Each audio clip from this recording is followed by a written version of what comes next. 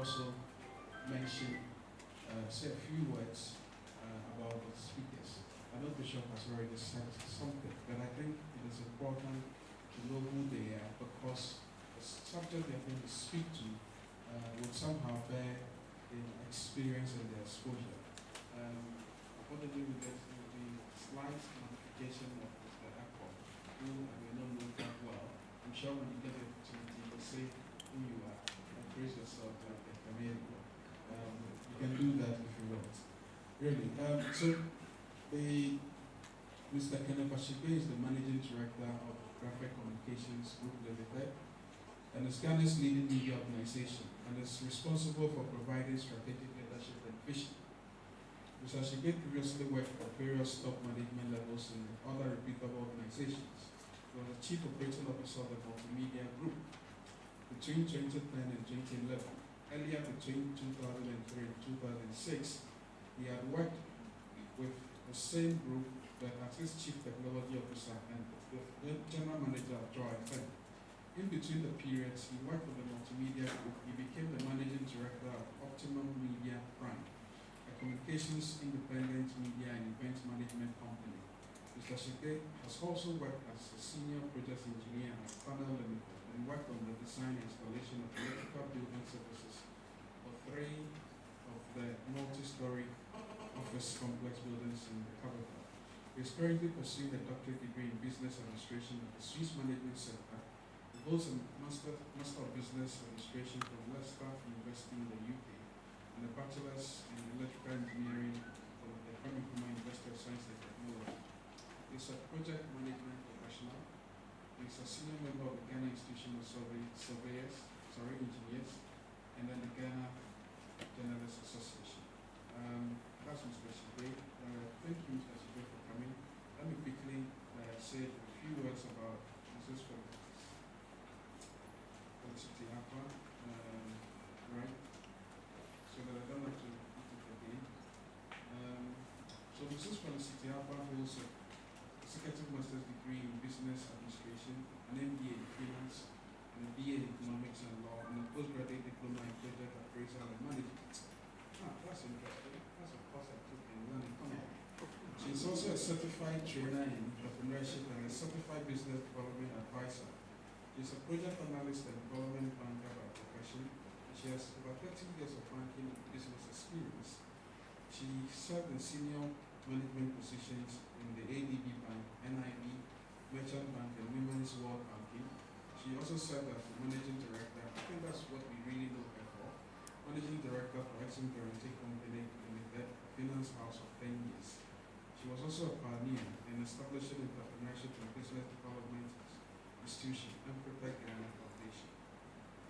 And she has just too many experiences across the continent, Botswana, Zimbabwe, South Africa, and Sierra Leone.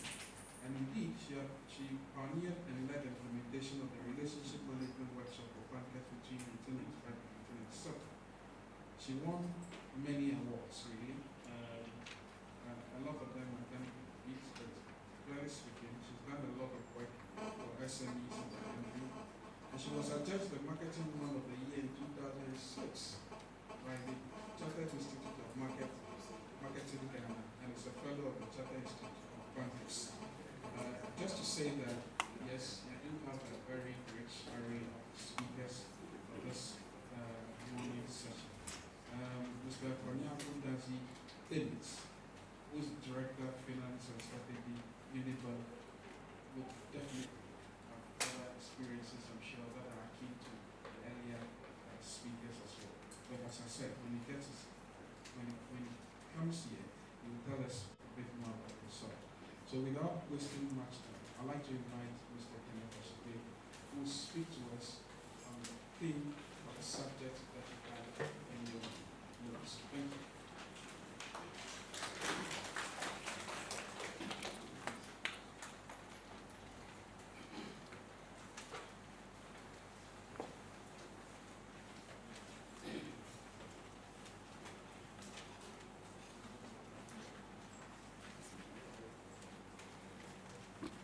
Sir Chairman, fellow panelists, Reverend Fathers, my parents, brothers and sisters in Christ, feels like church.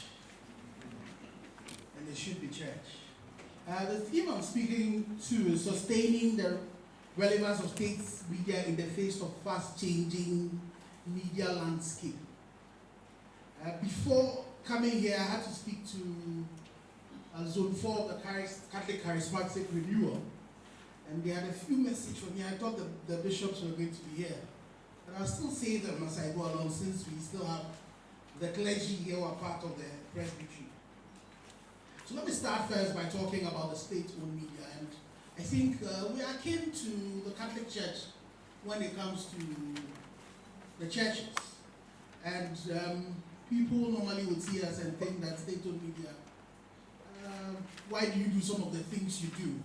And unfortunately, the competition now has become really very keen. And how are we being able to sustain ourselves, and how do we intend sustaining ourselves into the future? And I hope as I speak, we'll also be able to relate that to the Catholic Church and say, yes. And how do we also continue to be relevant in the evangelistic ministry that Christ left us with, the last commission that he gave us? So for us, as an institution, it starts off first by us recognizing the fact that it does not matter who owns us. It does not matter that all of you are owners of Graphic Communications Group or Ghanaian Times or GBC. Our mindset has to change. We need to think that ownership really is not it, and we should also be able to compete with the state-owned and also with all the changes that are coming on. So our focus is more on our customers and then the purpose that we have. And our purpose is derived from the mission that we have. And for us at Graphic is to empower our audience everywhere with authentic information and excellent products through visionary leadership. So we do not see ourselves anymore as a newspaper because of the way the competition is coming. Most of your children currently do not read newspapers from print. They're reading it from elsewhere. You find out that radio and TV are also eating into our cake. So we've changed our thinking. So you realize that in our mission, we've replaced readers with audience, and that's where we push. And our vision is to be a dominant multimedia group in West Africa telling the African story, because it's important that we know where we want to go. And I'm sure it's the same thing that church also has to do in focusing on the current situation and seeing where it is that we need to go. And then another important thing is our mandate. What is our purpose as a media organization? What's our purpose as a church? And for us as a media organization, our purpose and our mandate comes directly from the Constitution, chapter 12 of the Constitution, that is titled The Freedom and Independence of the Media. And especially if you read Article 1625, it says all agencies of the mass media shall at all times be free to uphold the principles, provisions, and objectives of this Constitution. And this is where the mandate really is. And I shall uphold the responsibility and accountability of the government to the people. So that is our mandate. And sometimes you find out that we are bashed when it seems as if we are taking on the government. But that's really our role. Our role is to hold the government to account of the people. And we have extended it to say our role is to hold leadership to account. So it's not only the government, it's also the opposition, it's also the church, so we will do that. And that is the only way we will continue to be relevant in the face of the competition that is coming from the private sector and also from the new technologies that are coming in. Then to be able to do that, it's about leadership. We need to take leadership. And I was telling the charismatics that now leadership has moved from just servant leadership to the SQ leadership. So you're looking at servant leadership, you're looking at steward leadership, you're also looking at servant shepherd leadership. And for us, we define leadership as being able to continue to be trailblazers in everything we do, influencing our communities. So we need to make sure that for anything that comes up, in any context, we are leading it. And it's the same mandate that I believe that the church has, that we need to be able to be at the forefront of leading people to Christ. And leadership should be from the top. Because, and I agree with Professor Adai when he says that leadership is cause and everything else is effect. So at the very top, we need to drive leadership through. But to be able to succeed as any organization, leadership should not only be at the top, but you need to find leaders everywhere in the organization. Because after all, leaders, it's about influencing. Leaders is about making things happen. So it's important that leadership permeates everything we do.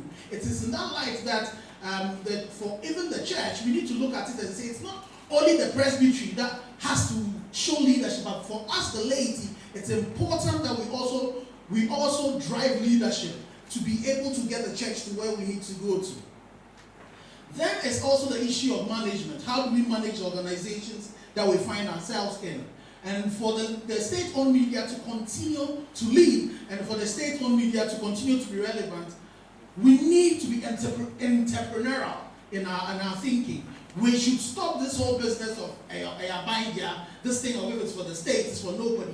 But we need to see, for all of us who manage the state-owned media, we need to manage it as if it's for us. So for me, that's basically the philosophy. Graphic, I lead graphic as if it's my business. It's a business for my family. And anything I do, the question I ask is that if it was mine, will I be doing it like that? And it's the same thing that we need to be doing in the church. And I'm speaking to the laity. For us, we need to look at it and say, if this was mine, this is how I'm going to do it. And even for us, the burden is bigger because we need to ask ourselves, if Christ was doing it, is this how Christ is going to do it? That's how it should be. And we should take it from just the church and also into every organization that we go into. And then we need to be strategic in our focus. We need to constantly be scanning the environment because it's a dynamic world in which we live in. And things are changing in a very rapid way. So the threats are changing, opportunities are changing. Even yourself internally, your weaknesses and your strengths, how are you matching that? How are you changing the challenges that are in existence into opportunities? So we look at it and we say, okay, newspaper reviews are eating our cake.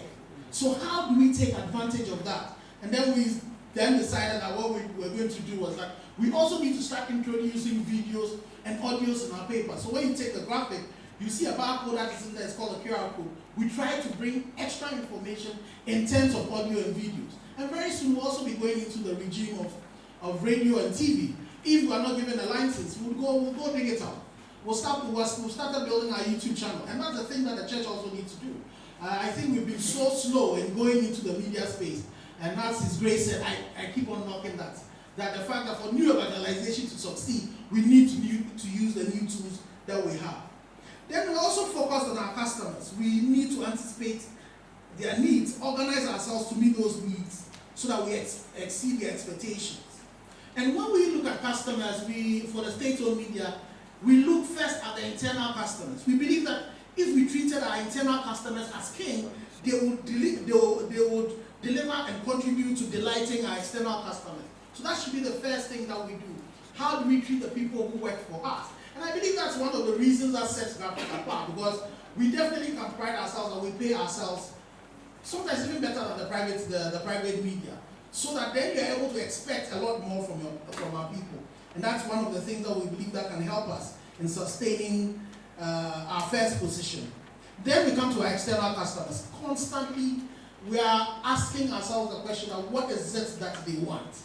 We are asking they themselves. But then, like Steve Jobs would also do, we're trying to anticipate the things that they need that they don't even know that they want and be able to deliver it to them. It is not about meeting the needs of your customers anymore. It's about exceeding the needs of your customers. It's about wowing the needs of your customers. And it's the same thing for the church. It's the same thing. We need to make sure that when people come to church, they are fulfilled. The needs that they bring in, we are able to satisfy them. So that is something that we as leaders in the church, and it's not just the less than 2% that form the presbytery, but we the 98%, what are we also contributing to make sure that the people who come in, the other people who we're evangelizing to, are wowed when they come in. Then we also have innovation woven into our DNA. It is critical for our ability to be able to sustain ourselves as state-owned media. Innovation is so critical, so it's woven into our DNA. And what we say is that we refuse to accept the status quo, and we encourage innovative thinking and endeavor to break new grounds. So I'm sure if you've looked around, newspaper sales are declining everywhere, apart from in India and some places where, in India, what you can do is that if you put together all the newspapers that you bought in a month, it's more than how much you spent on it. But we are not able to do that because all the trees that Kwame Nkrumah planted for us to use to produce paper, we've cut them off for firewood. So what are we now doing? What you find out? So what we are doing is that the latest thing that we've added is to add the digital version of the newspaper to it. So it doesn't matter where you are.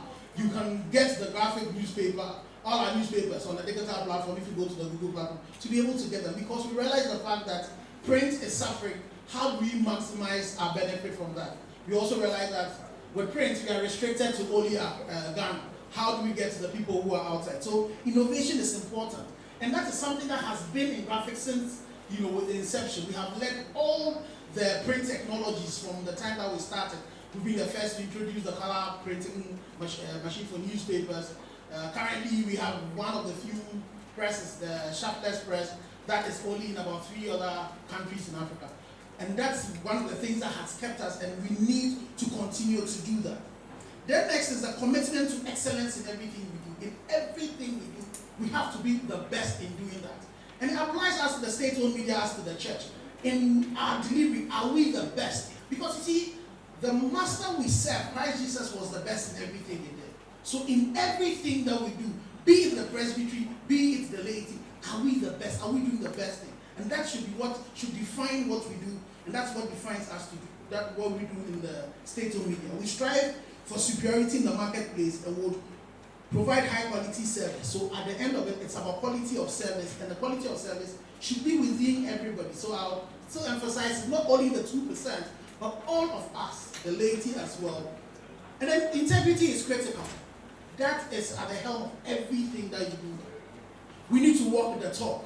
We need to ensure that we exhibit high level of professionalism and integrity, that we set high standards for ourselves, maintain credibility, exhibit high levels of integrity and independence. It is not for nothing that when people see anything in the graphic, they believe it. And so for those of us who have come, we need to